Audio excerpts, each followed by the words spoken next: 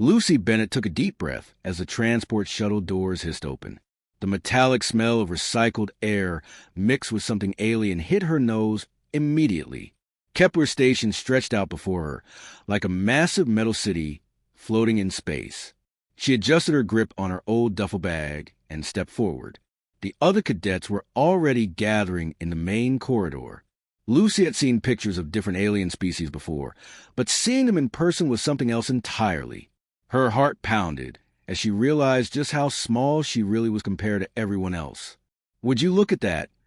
came a deep, grinding voice from behind her. Lucy turned to see a massive creature that looked like it was made of living rock and metal. This had to be Krax, one of the Krellians she'd read about. His armor caught the bright station lights and threw them back like mirrors. The humans actually sent us one of their little ones. A group of insect-like beings nearby started making clicking sounds that Lucy guessed was laughter. The Vexery had huge eyes that seemed to see everything at once. All of those eyes were now focused on her. She felt like a bug under a magnifying glass. Maybe they ran out of real soldiers. One of the Vexery said in a voice that sounded like metal scraping against stone. Lucy wanted to say something back, but she knew better. Her father had been a Marine, and he'd taught her that sometimes the best thing to do was keep your mouth shut and prove yourself with actions instead of words. Still, her hands clenched into fists at her sides. The Tholdrins were quieter, but she could see them watching her too. They looked like walking tanks with their thick, gray skin and multiple arms. One of them was pointing at her while talking to his friends in their own language. Lucy didn't need a translator to know they weren't saying anything nice. The first few days were rough.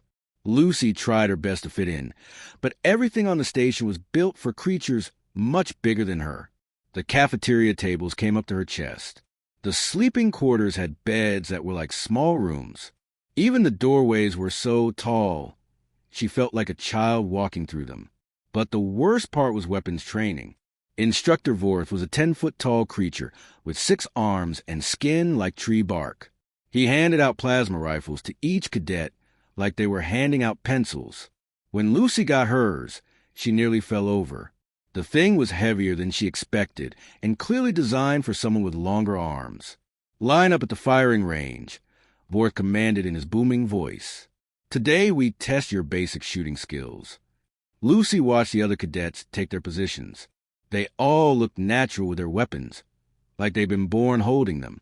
Krax's rifle looked tiny in his massive hands. The Vexery held theirs with perfect stability, using their multiple limbs.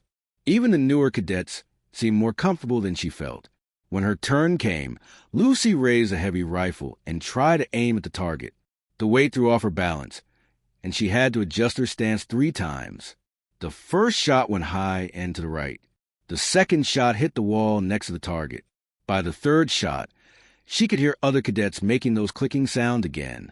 "Next," Vorth called out before she could even finish her round. Lucy's face burned with embarrassment, but she kept her expression neutral as she walked back to the group. She could hear whispers and more of that alien laughter following her. "The human can't even hold a weapon properly," someone said loudly enough for everyone to hear. "Why did they even bother sending her here?" Another voice added. Instructor Vorth looked at Lucy with what might have been pity. His 6 eyes blinked slowly before he spoke. Perhaps Miss Bennett would be better suited for support roles. Communications, maybe, or supply management. More laughter rippled through the group. Lucy felt her cheeks get hot, but she didn't say anything. Instead, she just nodded and stepped back into line. Inside, though, something was building. Her father hadn't raised her to quit when things got tough. Her grandfather had fought in 3 different wars and never backed down from a challenge. These aliens might be bigger and stronger, but they didn't know Lucy Bennett. They didn't know where she came from or what humans were really capable of when pushed into a corner. They saw her size and assumed she was weak. They saw her struggle with her weapons and decided she was helpless. Lucy almost smiled at how wrong they were going to be. The loudspeakers crackled to life across the academy, making everyone stop what they were doing. Lucy was in the middle of cleaning her gear when the announcement boomed through the corridors. "Attention, all cadets. Report to the main briefing hall immediately for mission assignment." This is not a drill. Lucy's stomach dropped. She'd heard rumors about the survival challenges from older cadets, but nobody talked about them in detail. The ones who came back always had this look in their eyes, like they'd seen things they couldn't forget. The briefing hall was packed with nervous energy. Hundreds of cadets from dozens of different species filled the massive room. Lucy squeezed into a seat near the back, still feeling tiny among all the towering aliens around her. Commander Vex took the stage. He was a battle-scarred veteran with metal implants covering half his face. When he spoke, his voice carried the weight of someone who'd seen real combat. Cadets, you'll face the survival challenge on Hadris Prime. 7 days. Mixed species teams. You'll be hunted by advanced combat drones programmed to test every skill you've learned here. The room went dead silent. Lucy could hear her own heartbeat. Your emergency beacons will extract you if activated, but using them means automatic failure. Team assignments are now being distributed. Lucy looked down at her tablet as the assignment appeared. Squad Talon. Her teammates were listed below. Krax the Krellian, Zeth the Vexery Scout, and Rogan the Thuldran Tactical Specialist. Her heart sank. These were the same aliens who'd been making her life miserable since day one. 2 hours later, Lucy found herself strapped into a military dropship next to her new teammates. None of them had said a word to her during the equipment check. They grabbed their gear and headed for the ship like she didn't exist. As the ship broke through Hadris Prime's atmosphere, Krax finally spoke up. His rock-like face turned toward Lucy with what might have been a smile, but it wasn't friendly. Listen up, human. We've got this figured out already. His voice rumbled like an earthquake. You're going to be our bait. Lucy's mouth went dry. Bait? Zeth's compound eyes glittered as he leaned forward. The drones are programmed to hunt the weakest target first. That's obviously you. Rogan nodded with his massive head. When they attack, you run straight ahead. Draw their fire. We'll circle around and take them out from behind. What if I get hit? Lucy asked, though she already knew the answer. That's what the emergency beacon is for. Krax said with a shrug that made his armor rattle. Better you wash out than all of us. Lucy stared at them in disbelief. They weren't just planning to use her as bait. They were planning to sacrifice her.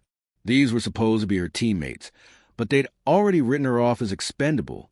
The dropship shuddered as it touched down. Through the small window, Lucy could see Hadris Prime's jungle stretching out in every direction.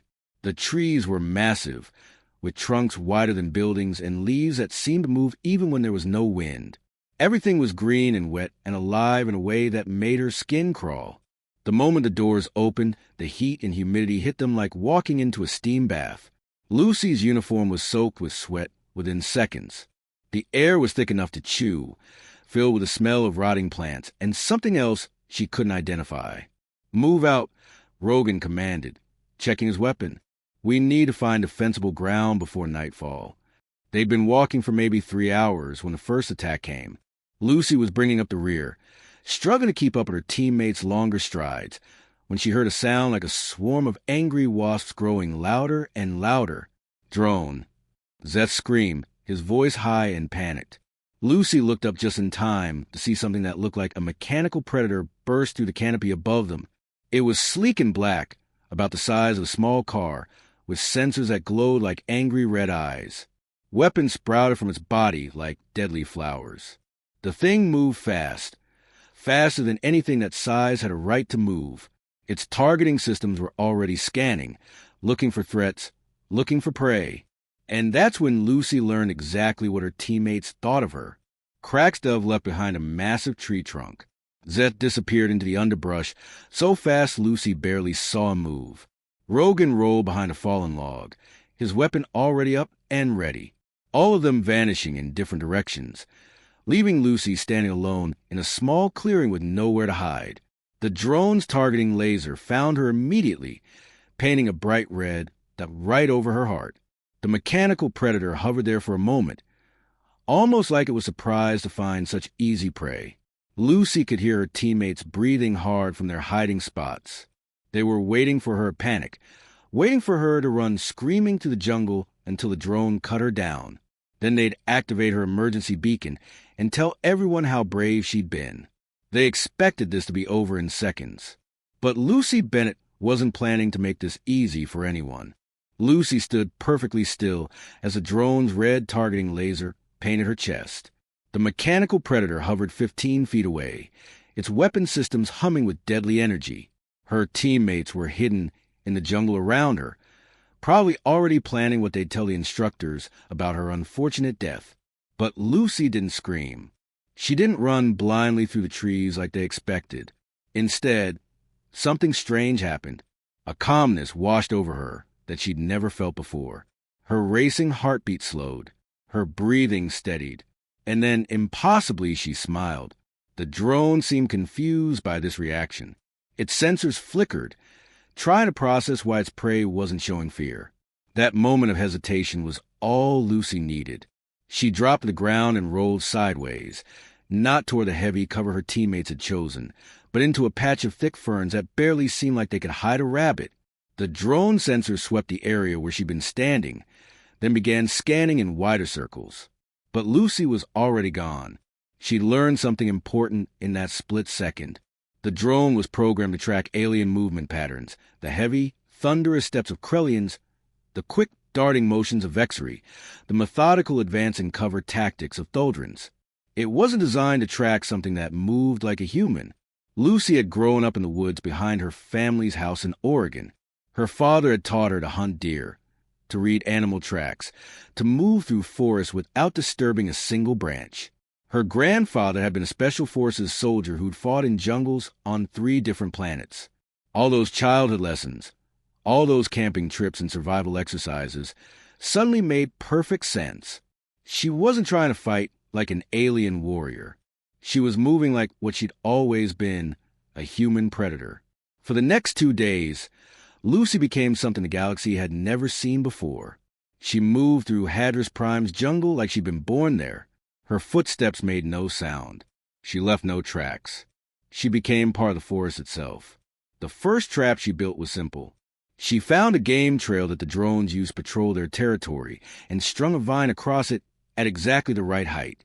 When the next hunter drone came flying through at high speed, the vine caught its sensor ray and sent it crashing into a tree trunk. Lucy was on it in seconds, using a sharp rock to disable its main processing unit. Her teammates, meanwhile, were having a very different experience. Krax's heavy footsteps could be heard for miles. Every time he tried to find cover, the drones tracked him easily. Zeph was fast, but his quick movements triggered every motion sensor in the area. Rogan's tactical approach worked great in training, but the drones had been programmed to counter exactly that kind of military thinking. By the end of the first day, Zeph was gone. Lucy heard his emergency beacon activate somewhere to the north. By the second morning, Rogan had vanished too. His beacon went off just after dawn, probably when he realized he was surrounded by 3 drones and had no way out. That left just Krax, and Lucy could hear him crashing through the jungle like an angry rhinoceros. He was scared now, calling out for his teammates, not realizing that the human girl he'd planned to sacrifice was actually hunting the things that were hunting him. Lucy's second trap was more creative. She'd found an old stream bed that had dried up, leaving a narrow canyon with steep sides. She rigged fallen logs to create a deadfall, then used pieces of salvaged drone equipment to create a signal that would attract other hunter drones to investigate. When they flew into the canyon to check out the false signal, tons of wood came crashing down on top of them. The third trap was her masterpiece. She'd been watching how the drones communicated with each other, learning their signal patterns. Using components from her first 2 kills, she built a device that could mimic their communications. She led a patrol of 3 drones into what they thought was a friendly gathering, then activated an electromagnetic pulse that fried all their circuits at once. On the 3rd day, as she was camouflaging her latest kills, Lucy finally decided it was time to contact her surviving teammate. She activated her comm unit and sent a single message to Krax. "Follow my trail. Step exactly where I stepped. Touch nothing else." The reply came back immediately, filled with panic and relief. "Lucy? Lucy, is that you? Where are you? I've been alone for 2 days. Zeth is gone. Rogan is gone. These things are everywhere." Lucy smiled to herself as she began laying out a path that would lead Krax to safety. The same aliens who had planned to use her as bait, who had laughed at her during training, who had assumed she was the weakest member of their team, now had only one hope of survival. The little human girl they'd left behind to die had become their only chance of making it home alive. The morning of the 5th day started with a sound Lucy had never heard before. It was like someone was tearing metal apart, while thunder rolled overhead. She was hidden in a makeshift shelter she'd built high in the trees when the noise started, and it made every bird in the jungle go silent at once. Krax was huddled next to her, his rock-like skin actually trembling. "What is that?" he whispered, his voice barely audible. Lucy peered through the leaves and felt her blood turn cold. Moving through the jungle below them was something that belonged in nightmares. It stood 12 feet tall and looked like someone had crossed a tank with giant mechanical spider. Its armor was thick enough to stop a rocket, and weapons sprouted from its body like deadly decorations. Every step it took left deep gouges in the earth. "That's a siege-class drone," Krax breathed. "I heard about these things in advanced combat class. They only send them out when they want to end the exercise fast." Lucy watched the mechanical monster scan the area with sensors that glowed like hot coals. Its head turned slowly, methodically, like it had all the time in the world, and maybe it did. This thing had probably been designed to hunt down entire squads of heavily armed soldiers, not individual cadets playing survival games. "We need to activate our emergency beacons," Krax said, reaching for his belt. "Right now. This thing has killed 8 cadets already. We can't fight something like that." Lucy's hand shot out and grabbed his wrist. "Wait." "Wait for what?" "For that thing to find us and turn us into scrap metal."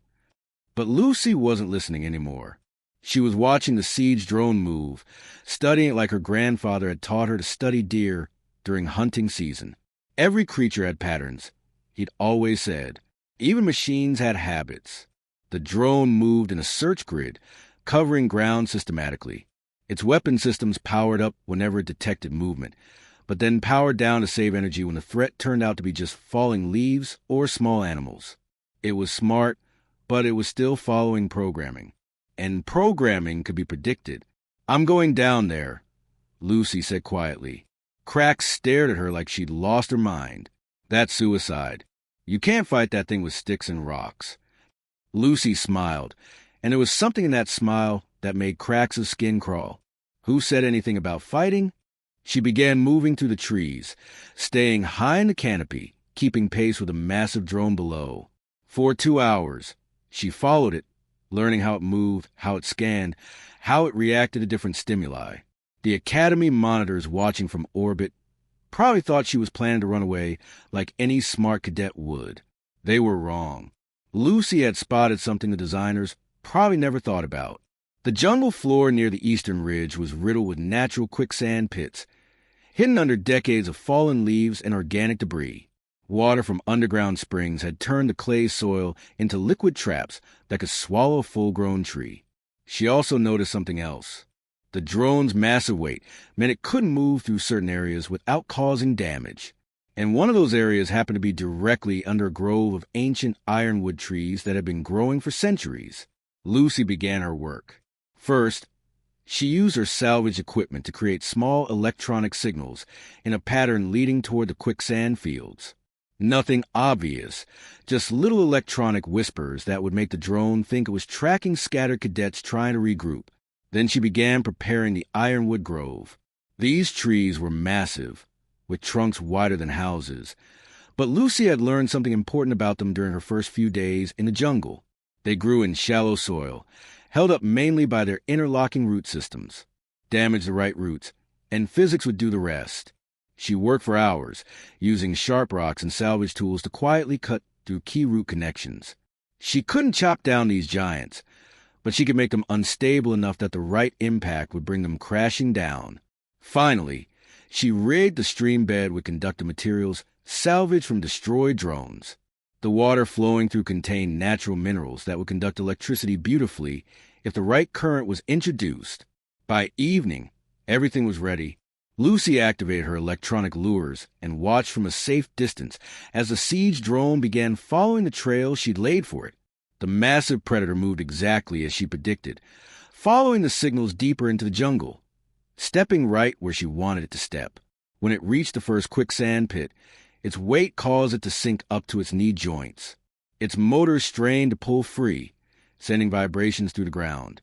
Those vibrations reached the damaged ironwood trees right on schedule. The first tree came down like a falling mountain, its massive trunk slamming into the drone's shoulder and knocking it sideways into deeper quicksand.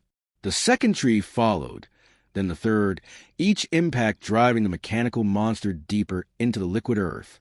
But the real genius came when the drone tried to use its energy weapons to blast free. All that electrical discharge had to go somewhere, and Lucy had made sure it would flow directly through the mineral-rich water she'd channeled around the trap. The siege drone's own weapons became the final piece of its destruction, overloading its systems with feedback that fried its circuits from the inside out. Lucy watched from her hiding spot as the most dangerous predator on Hadris Prime sank slowly into the earth, its red sensors flickering and dying one by one. The Academy monitors were probably staring at their screens in shock, trying to figure out how a human girl had just defeated their ultimate killing machine using nothing but mud, trees, and patience. Lucy smiled to herself. They still didn't understand what humans really were, but they were about to learn. The extraction shuttle found Lucy and Cracks on the morning of Day 7, sitting by a small campfire near the designated pickup zone. Lucy looked like she'd been living in the wild for months instead of a week. Her uniform was torn and stained with mud. Her hair was tangled with leaves and vines, and her hands were covered in cuts and scrapes from working with jungle materials. But she was alive. More than alive. She looked calm, almost peaceful, like someone who had just finished a job they were good at.